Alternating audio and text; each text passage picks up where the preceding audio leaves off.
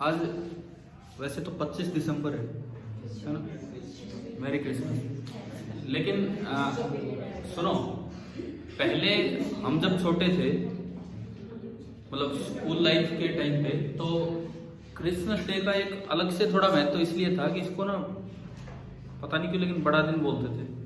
अब भी बोलते हो तो मुझे पता नहीं है, तो बोले ये बड़ा दिन, लेकिन इसका मतलब अलग से हमें टीचर्स बताते थे कि भाई सेशन अपने इस तरह से डिजाइन है सारे, अप्रैल टू मार्च, सारे ऐसे होते हैं अप्रैल टू मार्च।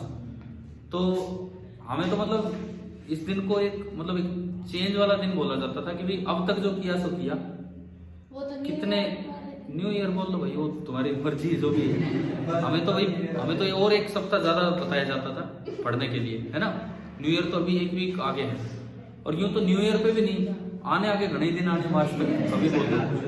लेकिन 25 दिसंबर के मतलब टीचर्स तो इस तरह से बोलते थे कि भाई आज से पढ़ना स्टार्ट कर दोगे तो भी उतना ही अचीव कर लोगे जितना कि शुरू से किया होता, मतलब अगर आपने नहीं पढ़ा है तो। और हमें शायद पिछली क्लास में ये तो नजर आ ही गया था कि हमने कितना पढ़ रखा है ना।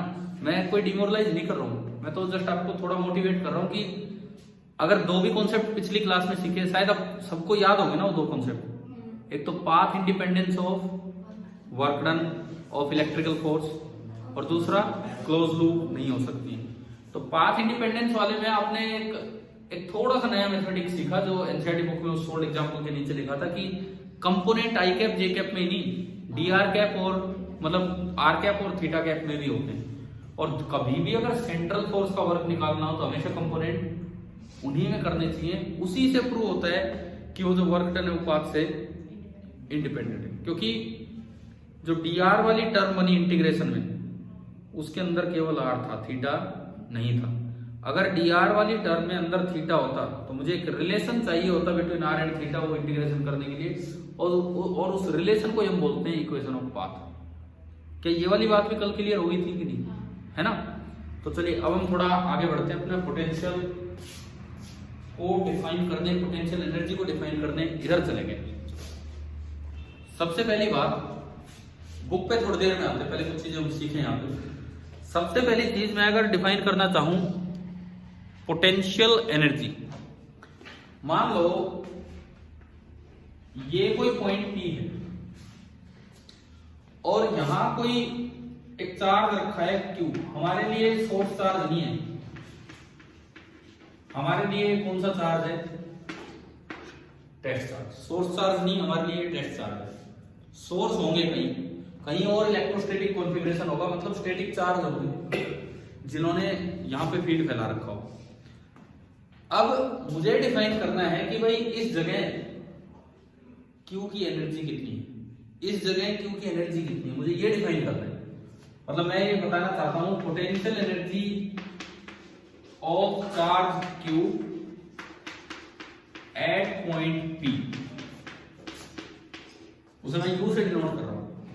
किसी भी जगह पोटेंशियल एनर्जी बतानी हो तो पोटेंशियल एनर्जी की एब्सोल्यूट वैल्यू तो मीनिंगलेस है। इस बात का कोई मतलब ही नहीं होता कि एनर्जी 10 जूल है कि 15 जूल है। हाँ, ये मतलब होता है कि यहां और यहां में डिफरेंस 10 जूल है। पोटेंशियल एनर्जी का डिफरेंस जो होता है वो फिजिकली मीनिंगफुल होता है, पोटेंशियल एनर्जी की एब्सोल्यूट वैल्यू मीनिंगफुल नहीं होती। इसको समझते हैं हम यहाँ पे। देखिए क्या मतलब इस बात का, पोटेंशियल एनर्जी कहां डिफाइन होती है, केवल और केवल कंजर्वेटिव फील्ड। ये बात दिमाग में रखना, पोटेंशियल एनर्जी केवल वहां डिफाइन होगी जहां वर्क डन पाथ से इंडिपेंडेंट हो, क्योंकि इसकी डेफिनेशन ही ऐसी है, इसलिए पोटेंशियल एनर्जी को केवल डिफाइन ही वहां किया जाता है जहां फोर्स कैसा लग रहा हो, कंजर्वेटिव। इसकी डेफिनेशन क्या है वो सुनो। मान लो आपको P पॉइंट पे एनर्जी लिखनी है, कोई मतलब ही नहीं, नॉनसेंस सवाल है। हाँ, ये पूछा जा सकता है कि ये कोई पॉइंट R है, Q हम इसलिए नहीं लेते, Q तो फिर किसको डिनोट करते हैं, चार्ज को। ये कोई पॉइंट R है और R से P तक एनर्जी डिफरेंस कितना होगा ये मैं बता सकता हूं, U एट P में नहीं बता सकता हूं। तो मैं चलो उस पर चलता हूं। अगर मुझे लिखना हो UP माइनस UR, इन दो टर्म्स का मतलब क्या है, potential energy of charge q when placed at point p in this particular electrostatic configuration, कोई भी स्टैटिक चार्ज होगा कहीं, माइनस पोटेंशियल एनर्जी उस चार्ज q की, उसी चार्ज q की जब वो कहां रखा हुआ था, r पे रखा हुआ था। क्लियर है? इसको कैसे डिफाइन किया जाता है? इसको यूं डिफाइन किया जाता है कि आप इसको यहां से यहां लेके आओ, ठीक किसी भी पाथ से लेके आओ, किसी भी पाथ से, पाथ इंडिपेंडेंट ये वर्क होगा क्योंकि हम इसमें कोई वर्क लिखने वाले हैं। This is equal to work done against a conservative force. अब अगेंस्ट फोर्स वर्क क्या होता है वो भी मैं अभी बताऊंगा। In bringing the charge q from point r to point p, किसी भी पोटेंशियल एनर्जी की यही डेफिनेशन होती है, किसी भी पोटेंशियल एनर्जी की, क्योंकि वो हमेशा एक कंजर्वेटिव फोर्स के साथ रिलेट किया जाता है। आप +1 में पढ़ के आते हो ग्रेविटेशनल पोटेंशियल एनर्जी, वो ग्रेविटेशनल फोर्स के साथ एसोसिएट की जाती है, और ग्रेविटेशनल फोर्स कैसा फोर्स है? कंजर्वेटिव। यहाँ जो हम पढ़ते हैं वो होती है इलेक्ट्रोस्टैटिक पोटेंशियल एनर्जी ईपी, तो वो इलेक्ट्रोस्टैटिक फोर्स के साथ लिंक की जाएगी, और इलेक्ट्रोस्टैटिक फोर्स भी कैसा फोर्स है? कल ही प्रूव किया, कंजर्वेटिव। तो अगर आपको ईपी लिखनी है at P minus EP at R, किसकी? ऑफ अ चार्ज क्यू, किसी कॉन्फ़िगरेशन में कहीं स्टैटिक चार्ज रखे होंगे उनके फील्ड में, तो उसकी डेफिनेशन होती है कि आप आर से किसी भी पाथ पे लेके आओ, पाथ इंडिपेंडेंट है, क्योंकि ये जो वर्क होता है कंजर्वेटिव फोर्स का वर्क पाथ पे डिपेंड नहीं करता है, पाथ हम मेंशन ही नहीं करते। आप आर से पी तक लेके आए उस चार्ज क्यू को पकड़ के, जिसकी पोटेंशियल एनर्जी का डिफरेंस आप लिख रहे हो, उस पाथ पे लाने पे आपने कुछ वर्क किया होगा, कुछ अनस्पेसिफाइड फोर्सेस का वर्क होगा, उसको छोड़ो। Work done against conservative force कितना है? अब ये क्या होता है ये अभी बताऊंगा, लेकिन क्योंकि work done against conservative force है, कहां से कहां लाने में? आर से पी लाने में, तो क्या ये वर्क पाथ पे डिपेंड करेगा? नहीं। अगर ये वर्क पाथ पे डिपेंड कर रहा होता तो क्या यूपी माइनस यूआर की एक यूनिक वैल्यू होती? बोलो हाँ कि ना। अगर ये वर्क पाथ पे डिपेंड कर रहा होता तो क्या यूपी माइनस यूआर की यूनिक वैल्यू होती कि नहीं होती? बिल्कुल नहीं होती।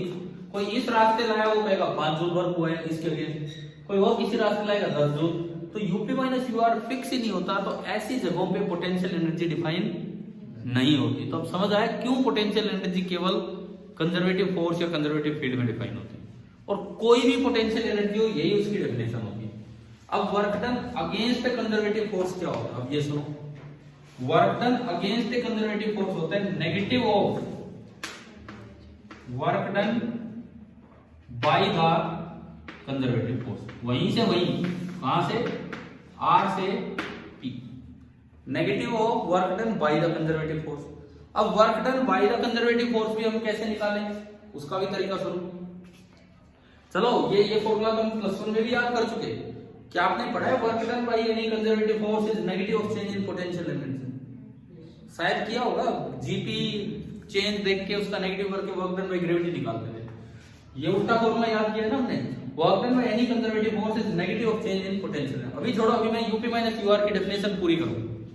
क्या ये दो बातें समझ आ गई यहां तक? उसके बाद work done by conservative force, ये कांस्टेंट नहीं है, कंजर्वेटिव फोर्स है, कैसे निकाले उसका तरीका सुनो। अब आर से पी जिस भी रास्ते से आए, किसको पकड़ के लाए? इस क्यू चार्ज को, जिसकी एनर्जी आप लिख रहे हैं। इस क्यू चार्ज को आप पकड़ के लाए आर से पी, जिस भी रास्ते से आप चल के आ रहे हैं, आपने ना इसको स्लोली लेके आना है इनको निकालने के लिए, इनको इनकी वैल्यू ताकि हमें पता लग जाए, उसके लिए देखो ये जो वर्क है ना तो ये पाथ पे डिपेंड कर रहे हैं, ना ये लाने के तरीके पे डिपेंड कर रहे हैं कि आप धीरे धीरे लाए हो कि उसको भगा के लाए हो चार्ज को, क्यू को, है ना, ठीक है। लेकिन हम कैसे निकाल पाएंगे? हम इसको तभी कैलकुलेट कर पाएंगे जब मैं इसको स्लोली लेके आऊंगा। उसका कारण मैं बताता हूं। सपोज इस समय इस पे किसी भी डायरेक्शन में, मुझे नहीं पता भाई किधर लग रहा है, किसी डायरेक्शन में इस पे लग रहा है एफ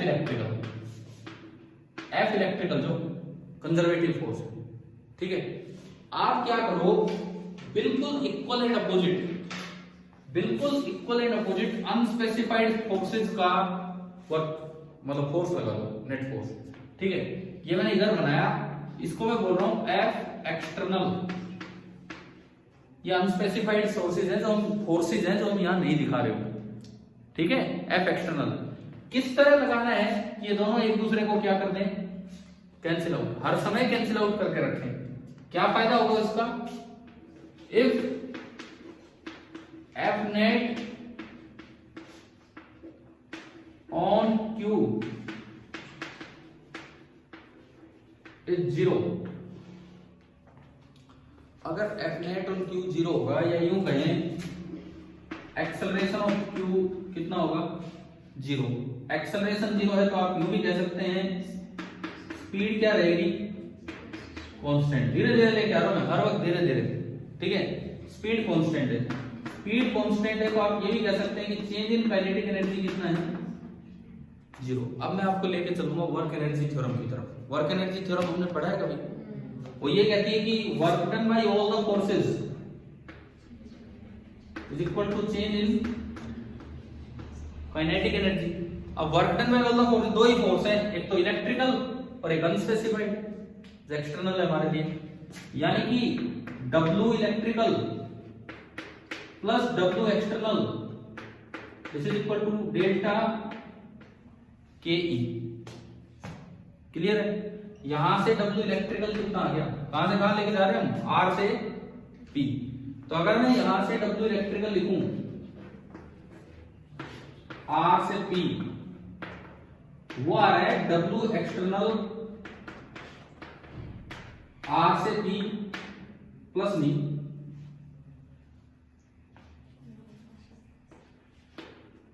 माइनस, तो इस पे लग जाएगा माइनस, तो इस पे लग जाएगा, और प्लस डेल्टा के। क्या ये बात समझ आई क्या, क्या ये बात समझ आ रही है। अब मुझे ये बताओ, आप तेजी से ला रहे हो या आप धीरे धीरे ला रहे हो, उनमें नहीं, मैं ये नहीं पूछ रहा, मैं कह रहा हूं आप तेजी से ला रहे हो या आप धीरे धीरे ला रहे हो, दो अलग अलग तरीकों से लाए। R से P लेके गए तो ये वर्क चेंज होगा या ये वर्क चेंज होगा। मेरा सवाल दोबारा सुनो, आप R से P एक बार धीरे धीरे लेके गए, आप R से P एक बार भगा के ले गए, धीरे धीरे लेके तो डेल्टा के ही जीरो होगा, भगा के लेके तो डेल्टा के ही कुछ हो जाएगा, लेकिन कौन सा वर्क चेंज होगा, ये या ये तो ना केवल पोजीशंस पे डिपेंड करता है, इलेक्ट्रोस्टैटिक एक कंजर्वेटिव फोर्स है, ओनली कौन सा चेंज होगा, ये।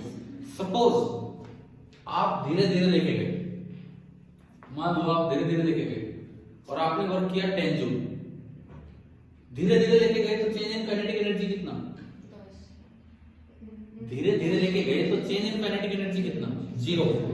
और मैं कह रहा हूं आपने वर्क किया 10, तो इलेक्ट्रिकल का वर्क कितना होगा, -10।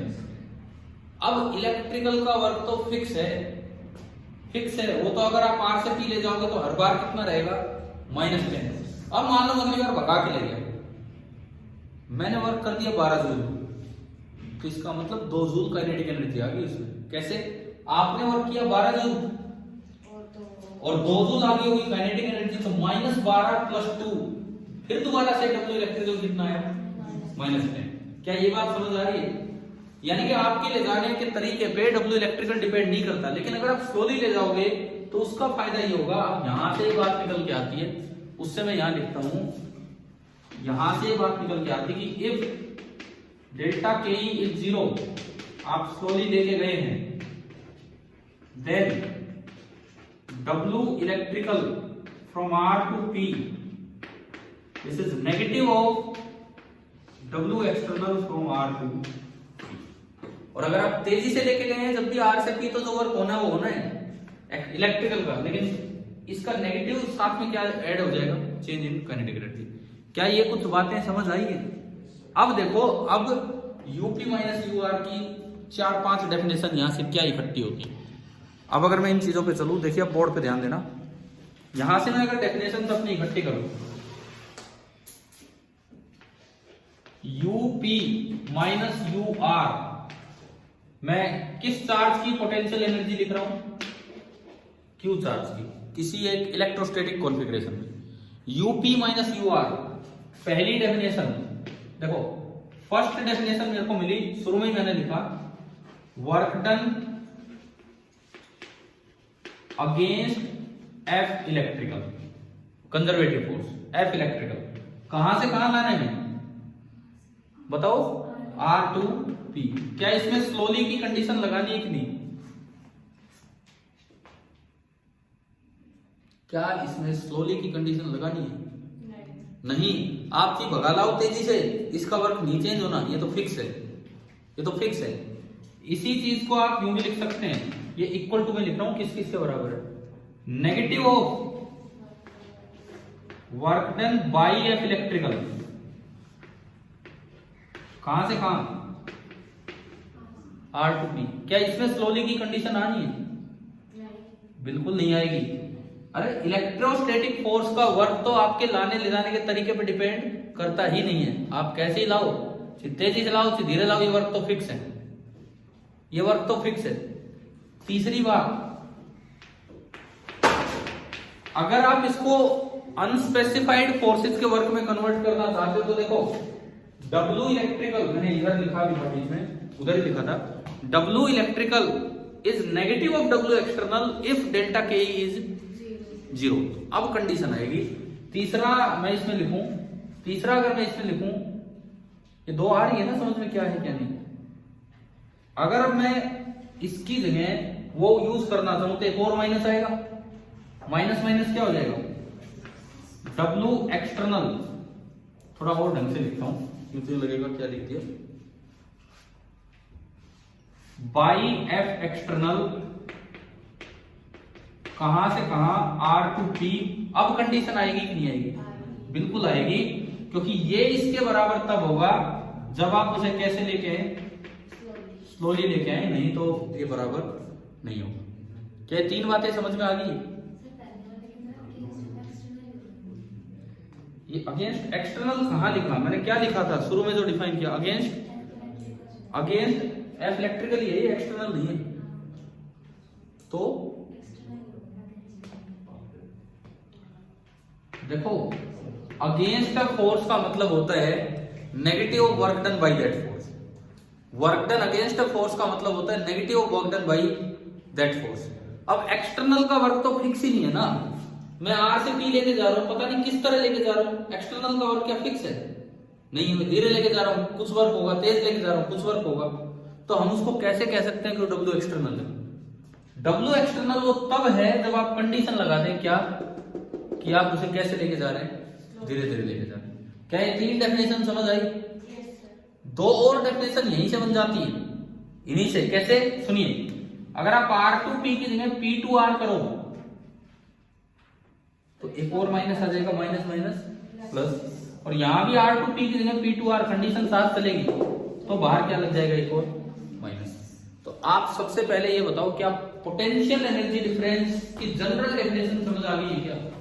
क्या है, किस में कंडीशन लगनी चाहिए, किस में नहीं लगनी चाहिए, ये बात है। ठीक है, लिख लो भाई, कुछ भी ये नोट कर लो। कुछ बातें मैंने उधर बताई थी, कुछ ये फाइनल रिजल्ट्स हैं।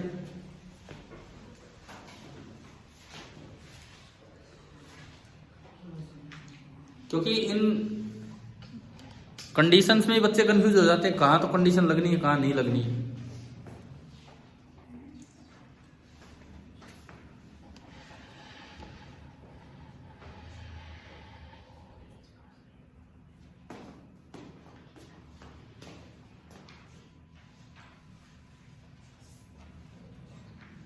ये भी कंफ्यूजन है क्या?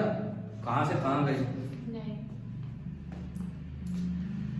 अगर कंफ्यूजन है तो केवल ये है, ये जो रिजल्ट्स हैं वो, इन पे हमें ध्यान देना है।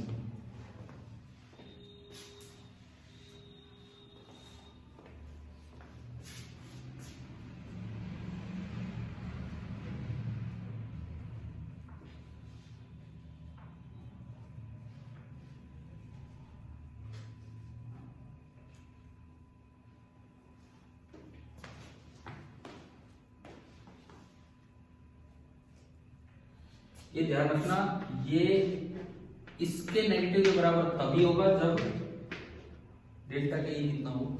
0, जब आप स्लोली लिखे हैं। और नहीं तो किसके बराबर होता है? उधर की तरफ लिखा है बोर्ड पे।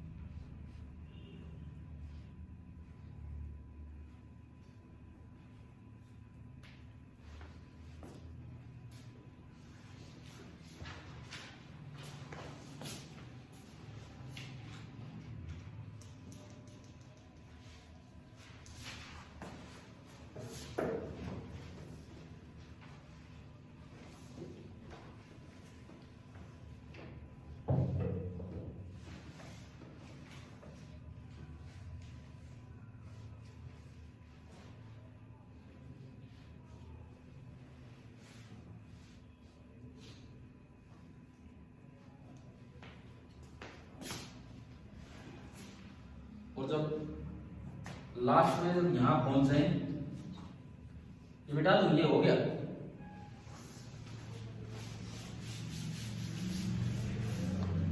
तो इन रिजल्ट्स के सामने आप ये लिख सकते हैं, एक और माइनस लगाया तो this is also equal to work done by F electrical from P to R, एक माइनस और आ जाएगा, and this is equal to, एक माइनस बाहर लगाया, उसमें तो माइनस माइनस प्लस हो गया था, W by F external R to P with the condition change in kinetic energy 0। तो ये दो बातें मैंने और इसके सामने कर दी।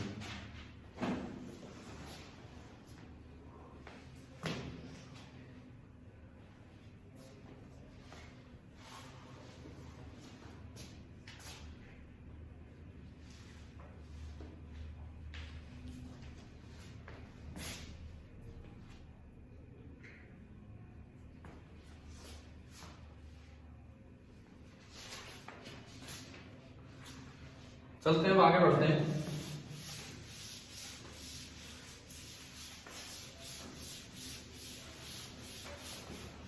अब क्या हुआ है कि पोटेंशियल एनर्जी डिफाइन नहीं हुई, पोटेंशियल एनर्जी डिफरेंस डिफाइन हुआ है, उसकी कई डेफिनेशंस आ गई। उसी की कुछ डेफिनेशन आई, जो बेस्ट जो हमारे लिए होगी वो ये है, जिसका हम यूज करेंगे।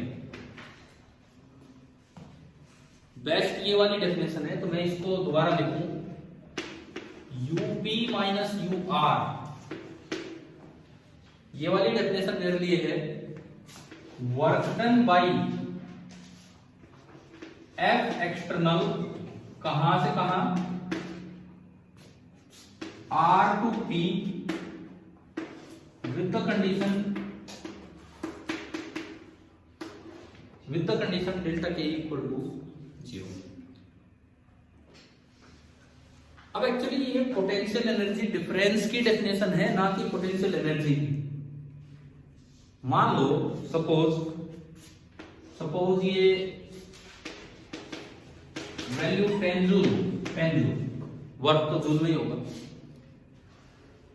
तो आप ये बता सकते हैं कि UP माइनस UR 10 जूल है, मतलब अगर ये 0 है तो ये कितना होगा 10, अगर ये 1 है तो ये कितना होगा 11, अगर ये -1 है तो ये कितना होगा 9।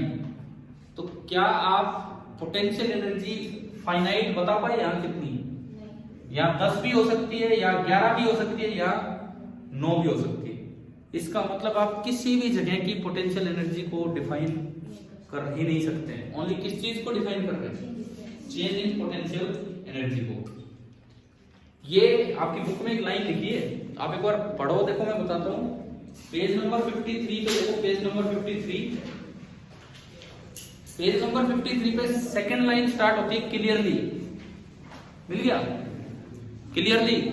सुनो इसमें क्या लिखा है, पोटेंशियल एनर्जी सो डिफाइंड, इस तरीके से अगर आप पोटेंशियल एनर्जी को डिफाइन करते हो, इज अनडिटरमाइंड टू मतलब अनडिटरमाइंड है, उसकी वैल्यू फिक्स नहीं है। 2 कब तक अनडिटरमाइंड है, कहां तक, with in an additive constant. With in an additive constant का मतलब है कि अगर कोई 10 बोलता है तो आप उस एनर्जी को 11 भी बोल सकते हो, आप उस एनर्जी को 9 भी बोल सकते हो, डिपेंड करता है कि जहां से आपने डिफरेंस देखा है उसकी कितनी एनर्जी।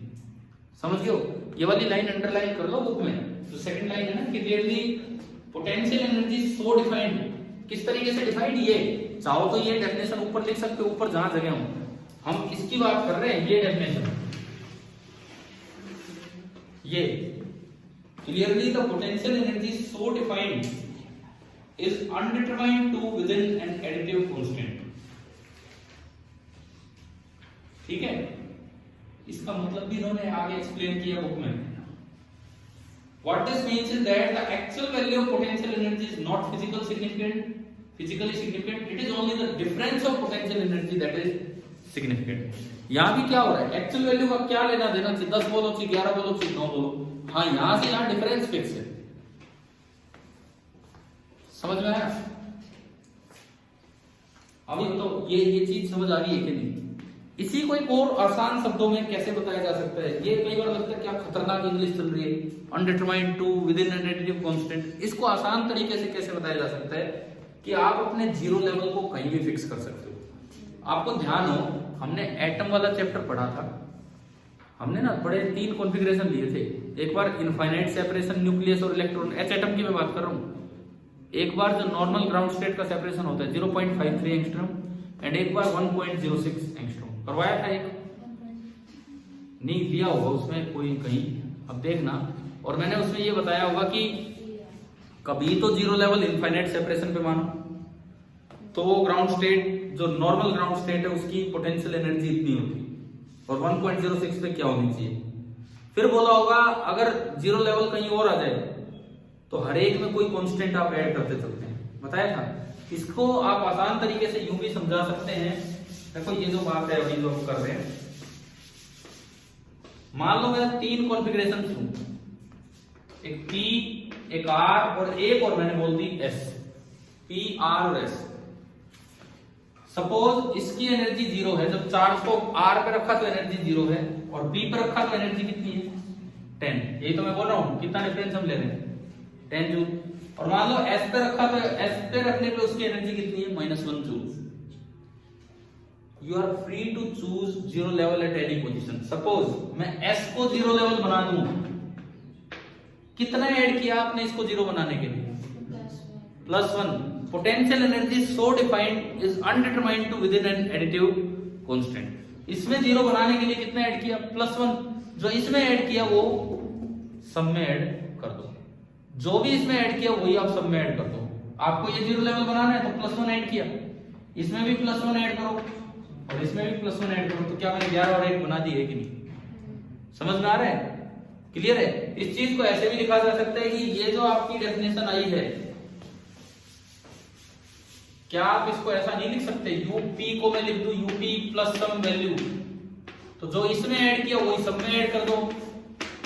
तो क्या इस साइड कोई चेंज हुआ है क्या? अल्फा से अल्फा तो कैंसिल हो रहा है, यानी कि ये डेफिनेशन सेम रहेगी। तो इसको आप यूपी भी बोल सकते हो, इसको यूपी प्लस अल्फा भी बोल सकते हो, कुछ भी कांस्टेंट आप ऐड कर सकते हो।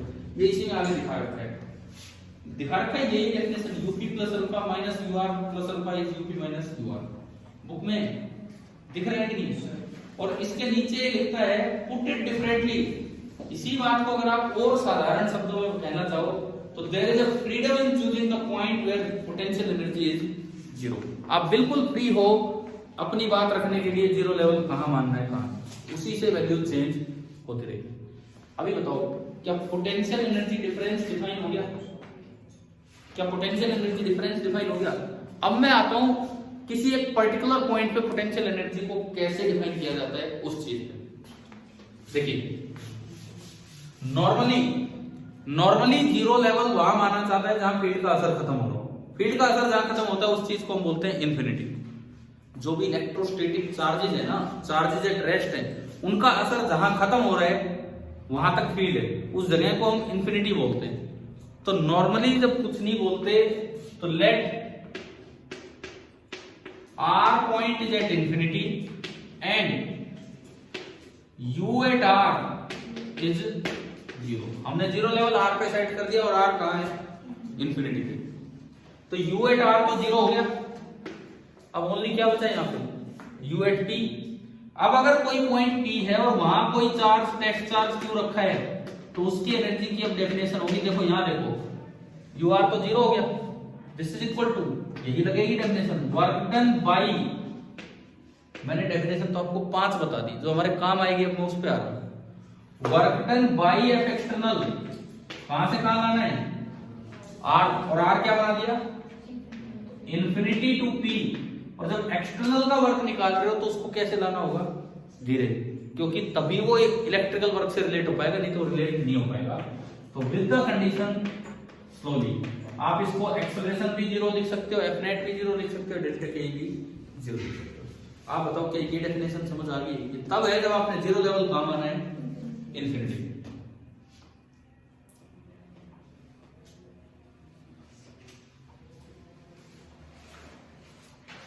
अब देखो इस पैराग्राफ की जो आप पढ़ रहे थे पेज नंबर 53 पे, हम लास्ट वाला पैराग्राफ पढ़ते हैं इसी टॉपिक के अंदर, जो थोड़ा इटैलिक कर रखा है, मैं पढ़ रहा हूं, देखना है यहाँ से, बुक में ध्यान देना आपका। Potential energy of charge Q at a point, ये पॉइंट P बोल दिया मैंने, potential energy of charge Q at point P मान लो, in the presence of field due to any charge configuration. भाई आसपास कौन बैठे हैं? सोर्स चार्ज जो कि रेस्ट है, स्टैटिक चार्ज, इनकी कॉन्फ़िगरेशन में कोई पॉइंट P है, उस P पॉइंट पे किसी Q चार्ज की पोटेंशियल एनर्जी क्या होगी? इज द, अब ये पढ़ते हैं, is the work done by external force, लेकिन इसने स्लोली कंडीशन को अलग तरीके से ब्रैकेट में दिया है। एक्सटर्नल फोर्स कितना लेना है? Equal and opposite to electric force, क्योंकि अगर equal and opposite to electric force लिया तो नेट फोर्स कितना हो जाएगा? जीरो। तो एक्सेलरेशन कितनी हो जाएगी? जीरो। तो स्पीड नहीं बढ़ पाएगी, तो स्लोली आएगा। उस चीज को इस तरह से दिया है इन्होंने, ठीक है ना। Equal and opposite to electrical force in bringing the charge Q, कहां से कहां लेके आए? From infinity to that point P। अब आप मुझे बताओ कि आपको पोटेंशियल एनर्जी डिफाइन करना आ गया कि नहीं? हाँ जी, क्लियर है ना? बिल्कुल ठीक है। एक्सटर्नल से डिफाइन नहीं होता, डिफाइन तो इलेक्ट्रिकल के वर्क से होता है, लेकिन इलेक्ट्रिकल का वर्क निकालना इतना आसान नहीं है, तो इसलिए हम पहले एक्सटर्नल के वर्क से उसे रिलेट करते हैं। और एक्सटर्नल के वर्क को इलेक्ट्रिकल से डायरेक्टली रिलेट तब किया जा सकता है जब नेट फोर्स कितना लेके आए आप? जीरो, स्लोली लेके आए। आप ये बताओ, ये पहला टॉपिक समझ आया है ना? इसमें दो पॉइंट्स इन्होंने दे रखे हैं, पॉइंट नंबर 1, पॉइंट नंबर 2। मैंने आपसे ये भी कहा था घर से पढ़ना, 2, 3, 4 पेज दिए थे, ठीक है। मैं तो अब जो उनमें हो सकता है आप पढ़ोगे, आपको और भी हो सकता है नई बातें मिले, मैं तो जो मेन बात होनी चाहिए वो बता रहा हूँ आपको। क्या ये पहला पॉइंट आ गया ना समझ में? ठीक है, अच्छा जी। उसके बाद देखो, अब हम आगे बढ़ते हैं। Electrostatic potential. भाई पोटेंशियल एनर्जी में तो कोई कंफ्यूजन नहीं है ना, किस तरह से डिफाइन किया है इसे। पोटेंशियल एनर्जी तो डिफाइन ही नहीं हो पाई, हम तो ओनली क्या डिफाइन कर पाए हैं? Change in potential energy, difference को डिफाइन कर पाए, और फिर इंफिनिटी को जीरो लेवल करके इसको सेट किया, ठीक है। अब नेक्स्ट टॉपिक आता है इलेक्ट्रोस्टैटिक पोटेंशियल। देखो इधर देखो,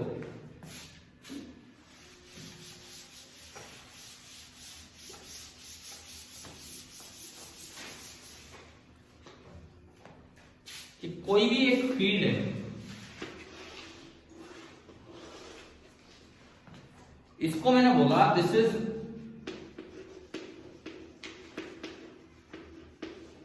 इलेक्ट्रोस्टैटिक फील्ड कॉन्फ़िगरेशन। क्या मतलब? पता नहीं कितने सोर्स चार्ज बैठे होंगे, सारे किस पे हैं? रेस्ट पे। ये सोर्स चार्ज है, ठीक है। इसमें कोई पोजीशन है क्या? मैं कहूं ये एक सोर्स चार्ज है, मैं कह रहा हूं एक सोर्स चार्ज और वो यहां बैठा है, और उससे मैं कोई ये पोजीशन बता रहा हूं, और ये पोजीशन वेक्टर उसका क्या है?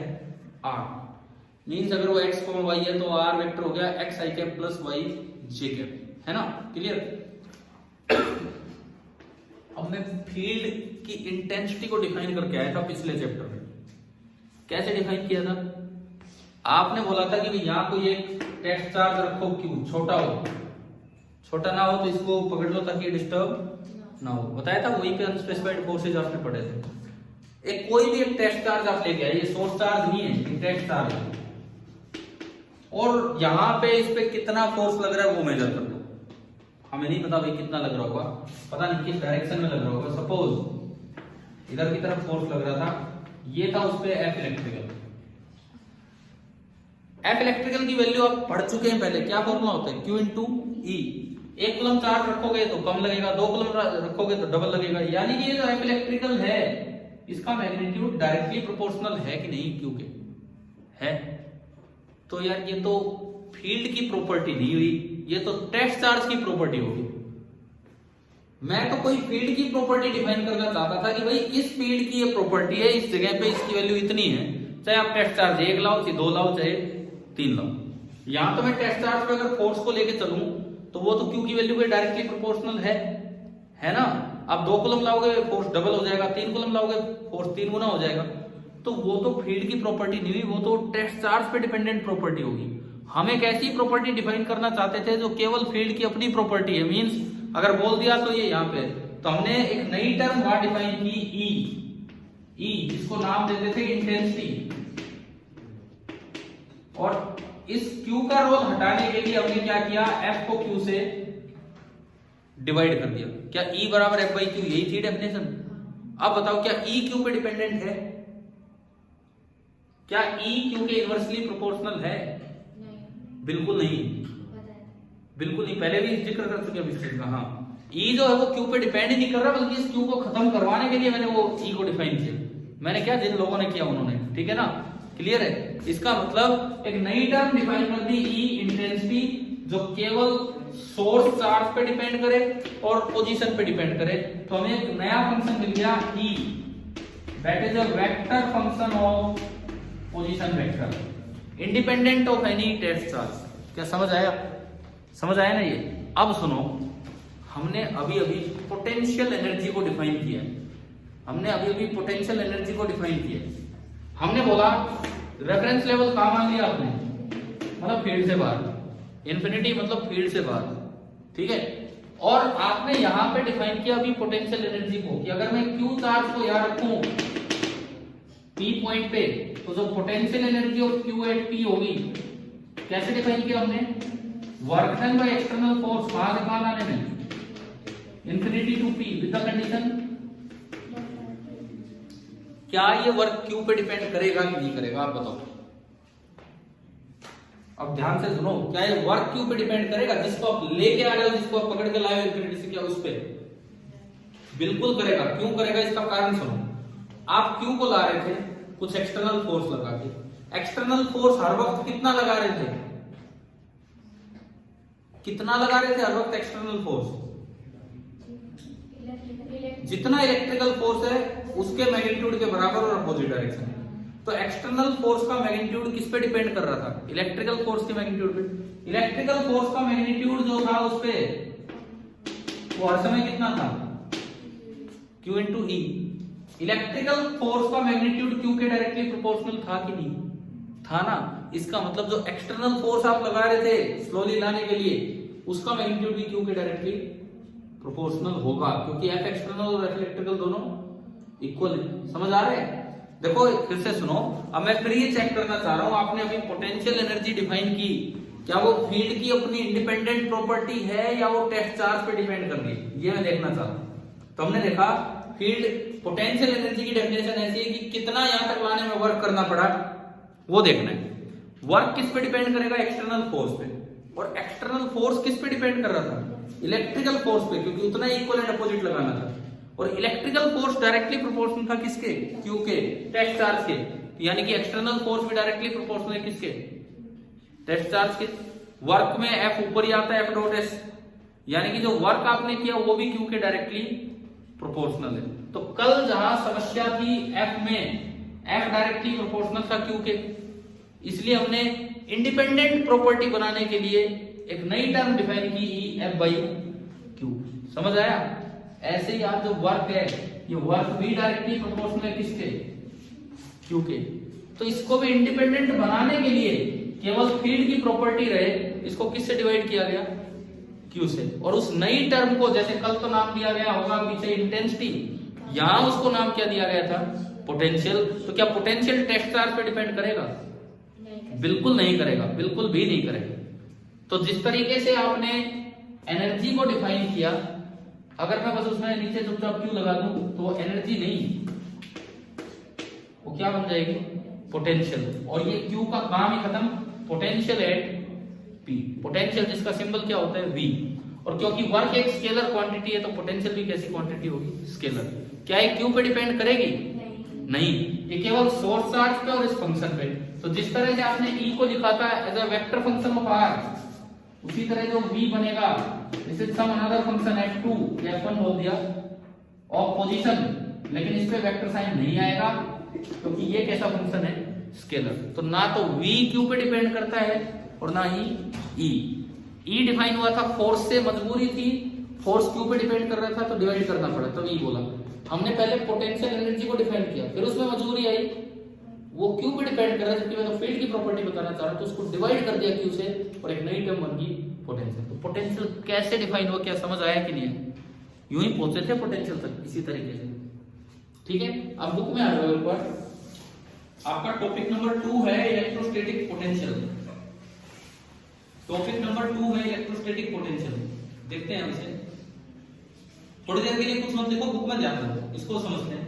Consider any general static charge configuration. ये बार बार बोल रहे हैं स्टैटिक चार्ज कॉन्फ़िगरेशन। ये सोर्स चार्ज की बात करता है कि टेस्ट चार्ज की? सोर्स चार्ज की। कोई भी जनरल स्टैटिक चार्ज कॉन्फ़िगरेशन लीजिए। We define potential energy of a test charge Q. अभी हमने डिफाइन किया था पोटेंशियल एनर्जी को in terms of work done on charge Q. एक बार समझना है इस चीज को, वर्क डन की टर्म्स में हमने पोटेंशियल एनर्जी को डिफाइन किया था। आगे देखो, this work is obviously proportional to Q. अभी मैंने बताया आपको ये वर्क तो क्यू के डायरेक्टली प्रोपोर्शनल होगा। क्यों होगा? Since the force at any point is Q E. जो इलेक्ट्रिकल फोर्स होता है वो कितना होता है? और ये ई बोल्ड करने का मतलब वेक्टर साइन लगा रखा है। ई बोल्ड अगर कर रखा है बुक में, इसका मतलब होता है कि ऊपर वेक्टर साइन लगा हुआ है। पता है नहीं आपको? वेक्टर नोटेशन होती है टाइपिंग में, बोल्ड कर दो वेक्टर नोटेशन।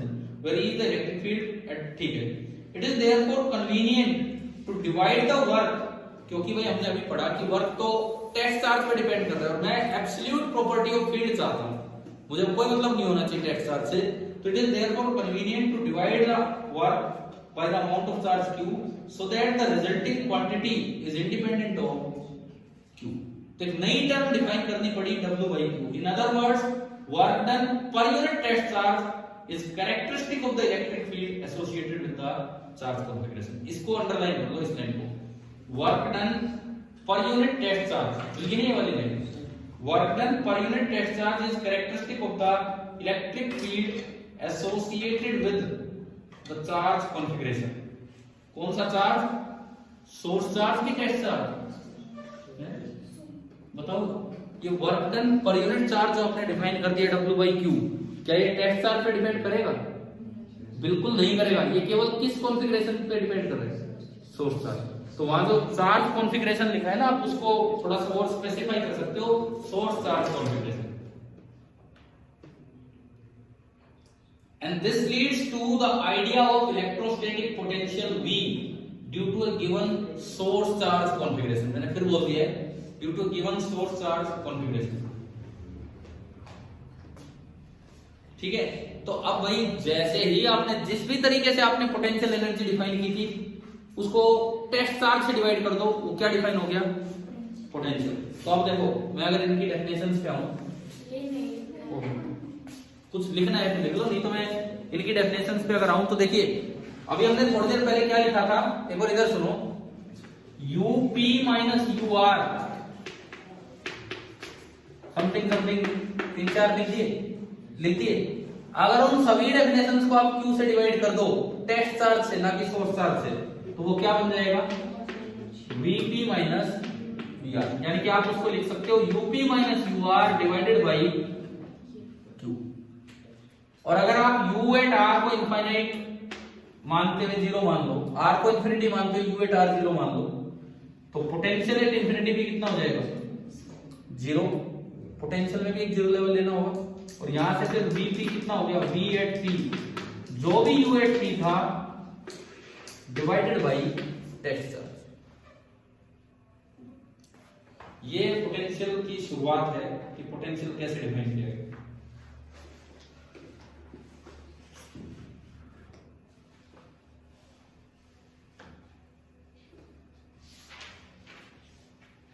क्या यार आपने टॉपिक घर से पढ़ा था क्या जी?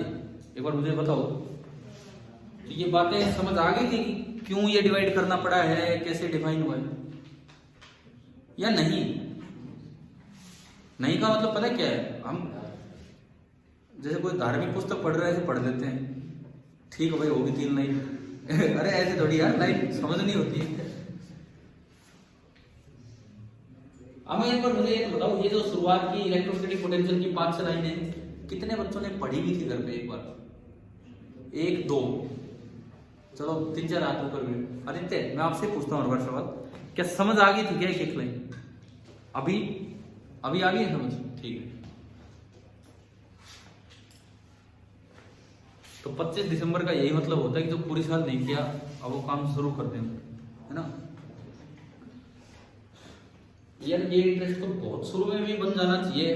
अब आगे तो आपके पास कोई क्लास है नहीं, मैं कहूँ कि अगली क्लास में आगे तो आप अलग लेवल पे जाओगे, कॉलेज लेवल पे। नहीं तो अगर 10वीं में बात सामने है तो 11वीं में, 11वीं बात सामने है तो 12वीं में, ये अपनी एनसीईआरटी बुक पे इस तरह से फोकस शुरू से ही करना चाहिए। चले हम आगे बढ़े।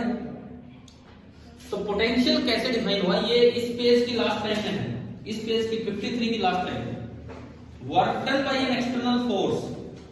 अब एक्सटर्नल फोर्स जब भी आएगा वो हमेशा कितना लेना होगा, जो ऊपर ब्रैकेट में लिखा था, जो ऊपर ब्रैकेट में लिखा था, क्या लिखा था ऊपर ब्रैकेट में, equal and opposite to the electric force. आप ये चीज यहां पे मेंशन कर दो क्योंकि आपको लगेगा ये क्या है, work done by an external force, इसके ब्रैकेट में कहीं साइड में ले जाके लिख दो equal and opposite to electric force.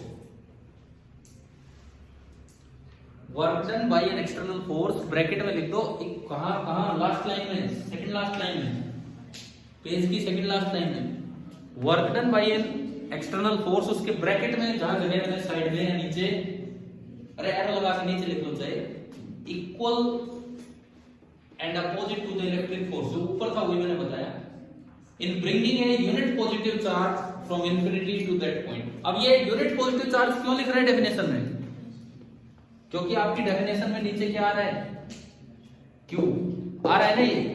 अगर आप Q को यूनिट कर दें 1, अगर आप Q को 1 कर दें तो क्या Vp बराबर W आ गया कि नहीं। Work done in bringing a unit positive charge, और यहां भी क्लियर कर लो कौन सा चार्ज है, सोर्स है कि टेस्ट है, सोर्स, हम उल्टा ही बोलेंगे, कौन सा है, टेस्ट। अरे यार सही तो चलो, इसको लेके आ रहे हैं ये, अगर सोर्स चार्ज को आप लेके चल पड़े तो क्या इलेक्ट्रोस्टैटिक्स बचेगा, नहीं, समझ गए हो ना। तो मैं बार बार ये चार्जेस के साथ लगवा रहा हूं, तो उसमें नीचे ऐड कर दो टेस्ट चार्ज, वो जो लिखा है ना bringing a unit positive charge, charge के साथ लिख दो टेस्ट चार्ज, या चार्ज के ब्रैकेट में टेस्ट। अब अगले पेज पे जो एक पैराग्राफ है, देखो, इन अदर वर्ड्स एक बार पढ़ लेते हैं।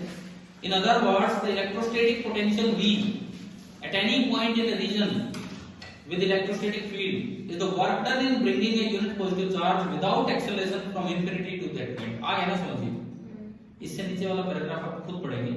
अभी मैं ये आपको करवाता हूँ। आज का आखिरी हमारा टॉपिक होगा potential due to a point charge. ढंग से देखना ये, और इसके बाद जो ग्राफ है अगले पेज पे V और E का कंपैरिजन, ये आ चुका बोर्ड एग्जाम में, ये आ चुका बोर्ड एग्जाम में, कंपैरिजन आया था, बच्चे क्या करिए, E को अलग बनाए, V को अलग बनाए, और दोनों एक जैसे बनाए, उसमें तो कंपैरिजन ही नहीं होता।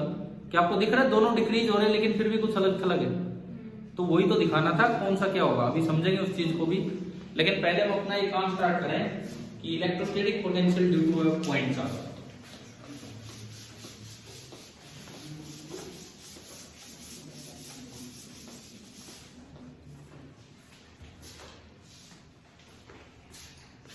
अभी हम ले रहे हैं potential due to a static point source charge. पूरा नाम ये है, रेस्ट पे हो और वो सोर्स चार्ज हो और वो पॉइंट चार्ज हो। इसकी वजह से मुझे पोटेंशियल देखना है क्या होगा क्या नहीं होगा, ये देखना हम। देखिए, सबसे पहली बात आपको एक रेफरेंस पॉइंट चूज करना ही करना होता है। लेट V एट इंफिनिटी हम कितना मान ले, वो R पॉइंट मैंने फिक्स कर दिया इंफिनिटी पे, है ना भाई, समझ आ गया। R पॉइंट हमने फिक्स कर दिया इंफिनिटी पे। अब देखो इसके बाद ये कोई पॉइंट P है, एक कोई भी एक सोर्स चार्ज होगा। कौन सा सोर्स चार्ज मैंने माना है, Q, ये रेस्ट पे है,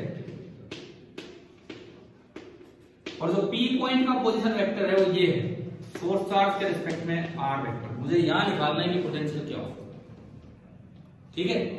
इलेक्ट्रोस्टैटिक फील्ड कॉन्फ़िगरेशन है, स्टैटिक चार्ज उसका फील्ड है। अब मुझे यहां निकालना है, तो सबसे पहले आप कहां पहुंच जाओ, जो डेफिनेशन थी हमारी, इंफिनिटी से चल के आओ, क्योंकि आपने इंफिनिटी को जीरो लेवल बनाया है। नहीं तो फिर आप केवल पोटेंशियल डिफरेंस लिख पाएंगे, पोटेंशियल नहीं लिख पाएंगे, समझ गए हो। नहीं तो आप पोटेंशियल नहीं लिख पाएंगे। चलो मैं और भी थोड़े और बेटर वे में चलता हूं, इधर सुनो। इधर सुनो, सपोज ये पॉइंट मैंने लिया आर। पोटेंशियल लिखते समय जो वर्क निकालते हैं वो पाथ इंडिपेंडेंट होता है कि पाथ डिपेंडेंट? इंडिपेंडेंट। तो क्यों ना हम अपने लिए एक आसान पाथ लें, क्योंकि अगर आपने पाथ फिर टेढ़ा मेढ़ा लिया तो कल की तरह मुझे आर और थीटा में जाना पड़ेगा, आर और थीटा में जाना पड़ेगा, फिर आर कैप थीटा कैप। वैसे समझ तो आ गया, पर क्यों उसमें और ज्यादा हम जाए, तो हम एक आसान पाथ ले लेते हैं जहाँ पे इतनी ज्यादा कंफ्यूजन ना हो, क्योंकि पाथ इंडिपेंडेंट है। मैंने ये पॉइंट आर लिया, ये पॉइंट पी लिया। लेट जो आर पॉइंट है वो यहां से बहुत ही दूर है, वो बाद में कर देंगे v टेंड्स टू इंफिनिटी। अभी मैंने v डिस्टेंस दूर मान लिया, ठीक है। अब देखो, मैं किसी भी क्यू चार्ज को लेके चला, मैं पहले डिफाइन कर रहा हूं UP minus UR, UP minus UR. उसको मैं क्यू से डिवाइड कर दूंगा तो क्या डिफाइन हो जाएगा, वीपी माइनस वीआर, है ना। और फिर उसमें आर की डिस्टेंस इनफाइनाइट कर देंगे तो वी आर 0 हो जाएगा, तो फिर आपका क्या निकल जाएगा, वीपी। समझ आया? समझ आया ना पूरा? तो अब देखते हैं कैसे क्या होगा। मान लो मैं किसी भी टेस्ट चार्ज क्यू को लेके चला, क्यू एक टेस्ट चार्ज है, मैं इसको लेके चला हूं आर से लेके पी तक। तो मैं बीच में जब किसी जगह पहुंचा, किसी जगह पहुंचा तो भाई कौन बोले जा रहा है यार, देखो मैंने उस दिन भी एक दिन आपको छूट दी थी, जो जाना चाहे जा सकता है, जरूरी नहीं होता 7:15 तक भी बैठना, ठीक है। जाओ आराम से। इधर देखो, अगर बीच में मैं किसी जगह देखूं, पहले मुझे देखना होगा इलेक्ट्रिकल फोर्स लगा रहा होगा इस पे कौन, सोर्स चार्ज। फॉर डेफिनेटनेस आप मान लो कि दोनों कैसे हैं, पॉजिटिव, है ना, कुछ नहीं दिया, हम पॉजिटिव मान रहे हैं। बीच में जब ये क्यू चार्ज यहां है, ये भी पॉजिटिव और ये सोर्स है, ये भी पॉजिटिव, कितनी भी दूर, मैंने कहा बीच में मैंने माना कि ये कितनी दूर है अभी, x। तो बताओ ये इस पे फोर्स किधर लगा रहा होगा, मैंने रास्ता एक आसान माना ताकि मुझे आर और थीटा की नोटेशन में ना जाना पड़े। ये उस पे फोर्स पॉजिटिव को रिपेल कर रहा होगा, इधर लगा रहा होगा F इलेक्ट्रिकल, कितना लगा रहा होगा, K capital Q small q upon Coulomb's law valid है, क्यों, ये तो मोशन में है, सोर्स चार्ज रेजिस्टेंस। अब तो क्लियर है ये चीज, है ना। कूलम्ब्स लॉ वैलिड है, k अपॉन x², ठीक है। ये हम पहले ही मेंशन कर देंगे भाई, जो मैं यहाँ k लेके चल रहा हूं वो क्या है,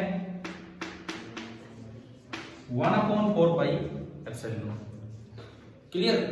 आपने बार बार पढ़ा, पोटेंशियल एनर्जी को जब डिफाइन करते हैं, एनर्जी डिफरेंस को, तो स्लोली लेके आना है। एक्सटर्नल अनस्पेसिफाइड फोर्स ऐसे लगाना होगा कि हर वक्त वो इक्वल मैग्नीट्यूड में और अपोजिट डायरेक्शन में हो। तो बताओ भाई मैं किधर लगाऊं इस समय जो एक्सटर्नल फोर्स है, किधर लगाऊं, इधर लगाऊं, तभी तो बात बनेगी। और इतना ही लगाऊं, ये मेरा है F EXT लिखा है मैंने, एक्सटर्नल, F एक्सटर्नल। और फिर मैं अगर यहाँ पे अपनी कंडीशन की बात करूं, इसी जगह में अगर कंडीशन की बात करूं, स्लोली का मतलब है कि F नेट कितना होगा, तो डायरेक्शन तो अपोजिट कर दी, मैग्नीट्यूड सेम कर दो, यानी कि F एक्सटर्नल को कितना लेना होगा, डायरेक्शन तो अपोजिट कर दी, मैग्नीट्यूड कितना करना होगा, Q अपॉन x²। क्या ये बात समझ आई? मेरी जो डेफिनेशन है पोटेंशियल एनर्जी डिफरेंस की, यूपी माइनस यूआर, उन 5 में से जो हमने बेस्ट डेफिनेशन उठाई थी, बाई एफ एक्सटर्नल, कहां से कहां, इंफिनिटी दी, R to P, with the condition, क्योंकि एक्सटर्नल है। क्या मैं कंडीशन लगा के चल रहा हूं ना, मैंने स्लोली मान लिया है ना। मुझे किसका वर्क निकालना है, एक्सटर्नल का। एक फोर्स का वर्क निकालना हो तो अगर वो फोर्स कांस्टेंट हो, तो वर्क सीधा निकलता है F डॉट S। अगर वो वेरिएबल हो तो छोटा सा डिस्प्लेसमेंट dl बोल देंगे हम, dl, है ना। और जैसे कल बोल रहे थे, और फिर F डॉट dl करके उसका क्या करना पड़ेगा, इंटीग्रेशन। तो एक बार ये देख के बताओ, ये जो एक्सटर्नल फोर्स है ये कांस्टेंट है कि वेरिएबल? वेरिएबल क्यों, कौन सी चीज वेरिएबल है इसमें, x लगातार चेंज हो रहा है। शुरू में x कितना था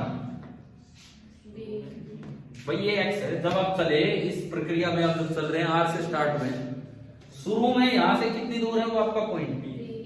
बी इन्फिनिटी कहां से आ गया, बी हम यहां से चल रहे हैं अभी। बाद में कितनी दूर है, ए, जहां तक रुकना है, ए नहीं आर, ठीक है। यानी कि मैं अगर इस x को देखूं, इस x को, तो इसकी जो x की इनिशियल वैल्यू है इस पूरी प्रोसेस में वो कितनी है, b। समझ रहे हो ना, ये वेरिएबल है, यहां से x की इनिशियल वैल्यू तो b होगी और जो x की फाइनल वैल्यू होगी वो कितनी होगी, आपको यहां आके रुकना है, कितनी होगी, r। समझ आया। तो x वेरिएबल है तो f एक्सटर्नल भी वेरिएबल आ गया। वेरिएबल फोर्स का वर्क कैसे निकलता है, वेरिएबल फोर्स का वर्क आपको एक थोड़ा सा डिस्प्लेसमेंट dl लेना होगा, f डॉट dl करना होगा और फिर उसके बाद इंटीग्रेशन। भैया आप इधर आ रहे हो तो आप क्या करो, एक स्मॉल डिस्प्लेसमेंट लो, dl ही मैं बोल देता हूं कल की तरह। ये मैंने एक स्मॉल डिस्प्लेसमेंट लिया dl, हाँ जी भाई आ रहा है समझ। तब बताओ यहां मैं x क्या लिखूं, यहां ये p मैं ऊपर लिख देता हूं, ये p पॉइंट था, थोड़ी जगह बनाते हुए, ये p पॉइंट था, ये मैंने ऊपर लिखा। ये दूरी x थी, मैंने एक स्मॉल डिस्प्लेसमेंट लिया यहीं से। अब बताओ ये क्या लिखूं मैं, x प्लस dx या x माइनस dx।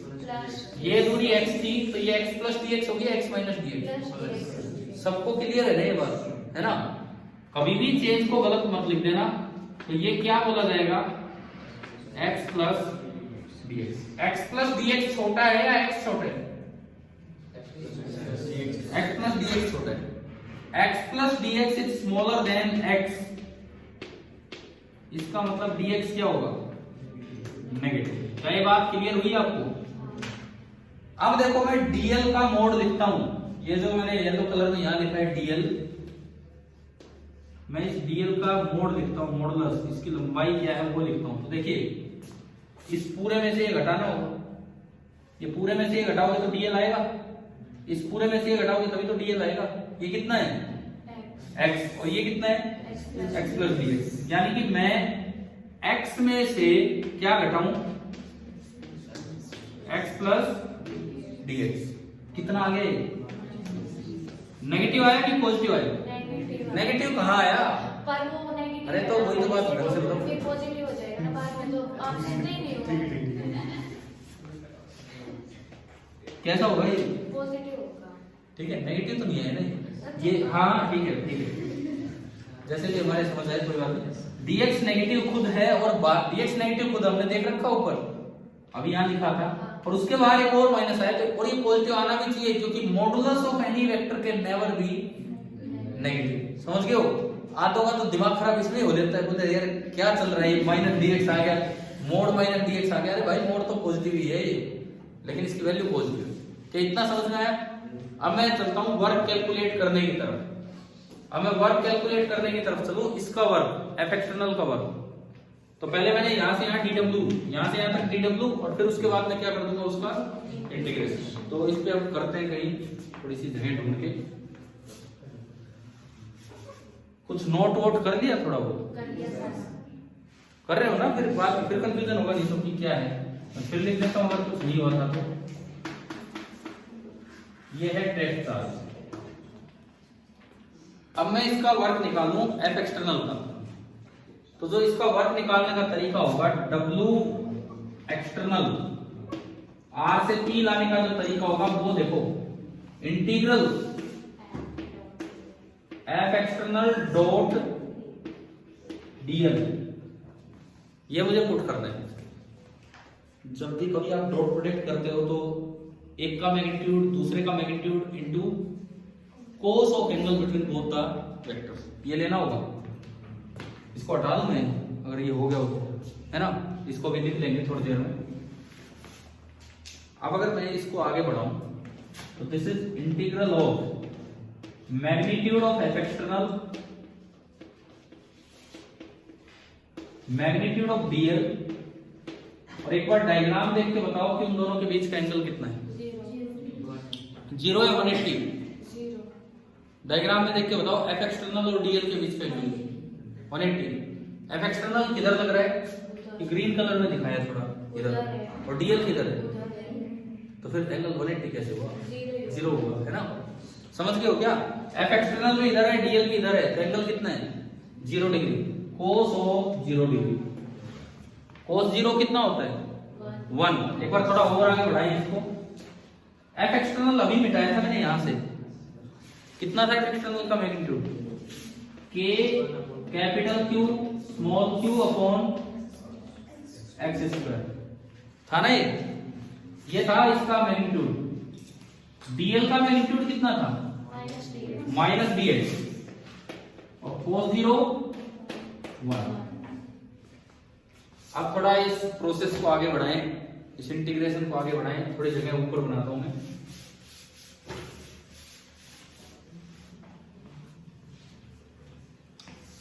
देखो ये जो W एक्सटर्नल निकल के आ रहा है, W एक्सटर्नल ये आपका आ रहा है K capital Q small q तो कांस्टेंट है, माइनस भी बाहर निकाला मैंने। x 1/x² को मैं x की पावर -2 लिख सकता हूं और dx। x की लिमिट कहां से कहां है? ये लिखा हुआ है b से r या r से b।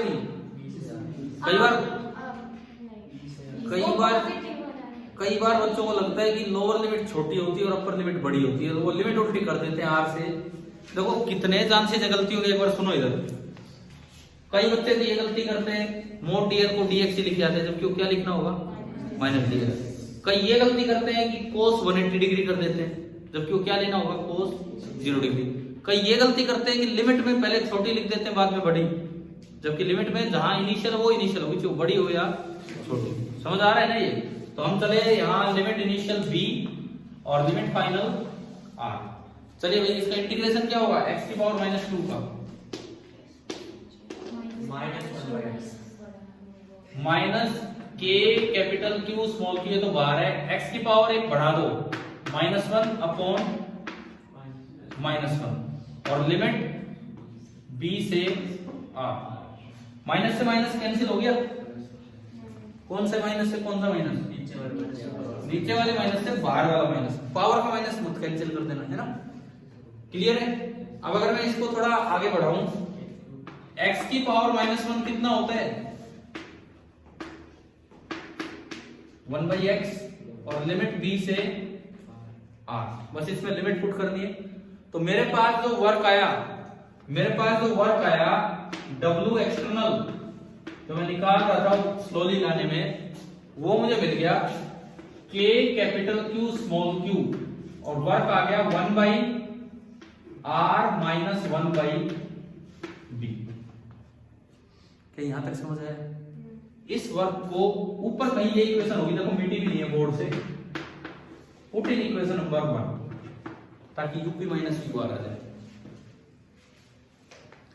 इक्वेशन 1 में आप ये वर्क पुट कीजिए ताकि आप यूपी माइनस क्यू आर लिख पाए, निकाल पाए। कर दूं मैं इसमें पुट? ठीक है, इसमें हमने पुट किया तो यही तो वर्क है। तो ये आपका आ गया K capital Q small q into 1/r minus 1/d। इसको कोई इक्वेशन नंबर डाल दो।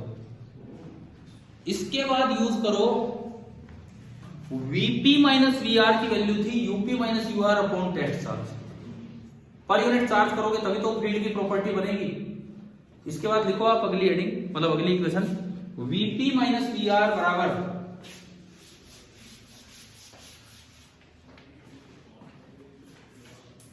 इसके बाद आप ये लिखिए कि Vp माइनस Vr बराबर UP minus UR divided by small q test charge. q से q कैंसिल हो गया, तो मेरे पास Vp माइनस Vr आ गया K capital Q into 1/r minus 1/b। क्या इतना है? क्या समझ? इसके बाद लास्ट स्टेप जैसे उसमें भी किया था, अब आप r पॉइंट को कहां भेज दो? इंफिनिटी पे। और u एट इंफिनिटी कितना माना है आपने? 0। तो यहां पे मैं यूं लिख रहा हूं, if b tends to infinity then u r is 0, क्योंकि आपने शुरू में बोला होगा कि इंफिनिटी पे 0 लेवल है। है ना। तो if b tends to infinity then U R बोलो कि वी आर बोलो, यू आर क्या, हम तो v पे आ चुके हैं, वी आर इज 0। इसमें पुट कर दो दोनों बातें, ये तो चल रहा है ना आपका vp minus V R, vp minus V R बराबर ये आया, इसमें आप दोनों बातें पुट कीजिए। b को इंफिनिटी करोगे तो 1/v कितना हो गया, 0, और वी आर 0 होने से क्या vp डिफाइन हो गया। तो जहां से अपनी शुरुआत हुई थी, ये थी जहां से अपनी शुरुआत हुई थी, अब मैं फिर दोबारा से इस डायग्राम पे आपको लेके आता हूं। ये आपका डायग्राम था, बाकी सब मैं हटाऊं, समझ आई है। तो मुझे बस ये लिखना था और सब हटाओ, और किसी बात से मुझे कोई मतलब नहीं, मुझे खाली ये लिखना था, कोई टेस्ट चार्ज से मतलब नहीं मुझे, और शायद आपके रिजल्ट में टेस्ट चार्ज आएगा नहीं, इसकी वजह से यहाँ पोटेंशियल कितना होगा। तो V8P का फॉर्मूला आ गया, तो उधर से आया, क्या आया कि अगर आपने V को इनफिनिट रखा 1/∞ 0, तो VR भी 0 होगा। तो V8P कितना आया, K मतलब 1/4 एप्सिलॉन Q बाई R। क्या ये टेस्ट चार्ज पे डिपेंड कर रहा है, नहीं कर रहा। किधर होगा, रेडियली आउटवर्ड होगा, रेडियली इनवर्ड, इनवर्ड। क्यों, नहीं, एक मिनट बताओ किधर होगा ये, रेडियली आउटवर्ड, रेडियली इनवर्ड। मैंने मैग्नीट्यूड तो लिख दिया,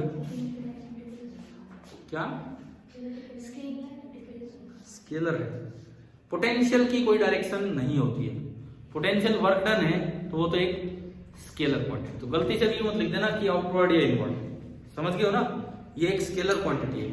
तो और इसमें चार्ज को विद साइन रखना होगा कि विदाउट साइन, क्लियर हो। तो मैंने शुरू में बताया होगा शायद कभी, जितनी भी स्केलर क्वांटिटीज हैं उनके फॉर्मूलों में चार्ज को कैसे रखा जाता है, विद साइन। यानी कि अगर आप पॉजिटिव सोर्स चार्ज मानोगे तो पोटेंशियल पॉजिटिव होगा, और नेगेटिव सोर्स चार्ज मानोगे तो पोटेंशियल नेगेटिव होगा। तो आप बताओ +5 वोल्ट है और एक -7 वोल्ट है, कौन सा पोटेंशियल ज्यादा है। एक +5 वोल्ट है और एक -7 वोल्ट है, कौन सा पोटेंशियल ज्यादा है, +5। मैथमेटिकली जो ज्यादा वही ज्यादा होता है, विद साइन कंपेयर होता है। एक -3 वोल्ट है और एक -1 वोल्ट है, कौन सा ज्यादा है, -1। तो potential is always compared with sign. अब आप बस एक काम आपको खुद समझना है, जो आपकी बुक में पेज नंबर 55 पे ग्राफ दिए आपको समझने की कैसे यूं क्रॉस करके जा रहे हैं, कौन सा E का होगा और कौन सा V का। तो यार आपने देखो कल पढ़ा होगा, लेकिन मुझे लगता है कुछ चीजें ज्यादा अच्छे से क्लियर हुई होंगी, है ना। टाइम हो गया नहीं, मैं ग्राफ पे भी आता 7:30 के करीब टाइम हो गया।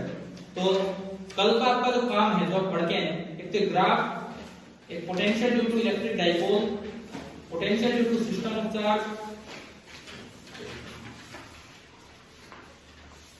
और देखो potential energy of system of charge एक टॉपिक है 61 पे, उससे पहले तक का पढ़ के आओ। मैं इतनी जल्दबाजी नहीं कर रहा हूँ, मैं थोड़ा आराम से लेके चल रहा हूँ, ये पूरा समझ में नहीं आएगा, ठीक है। पेज नंबर 61 पे potential energy of system of charge वहां तक पढ़ के आओ। देखो हम बहुत धीरे धीरे कर रहे हैं, लेकिन आप पढ़ोगे तब की बात है, ठीक है। आगे कल मिलते हैं, थैंक यू।